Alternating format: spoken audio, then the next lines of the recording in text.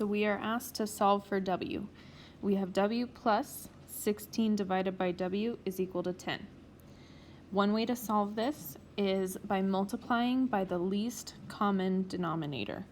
So just like in class, whenever I multiplied by the fraction, or the denominator of the fraction to get rid of the fraction, I'm going to do the same thing here. Because I have a denominator of w and I want to get rid of that, I'm going to multiply everything by w. So what I will get, this will distribute.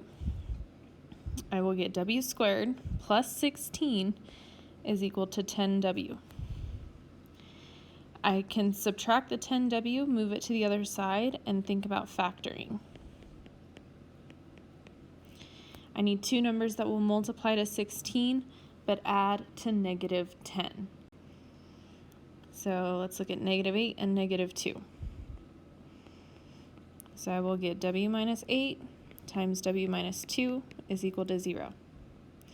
Set each factor equal to 0, and then solve. So w is going to equal 8, w is going to equal 2.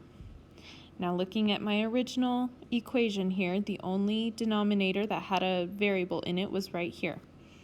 So that means that given that denominator, we set it equal to 0, w cannot equal 0. So 8 and 2 would work.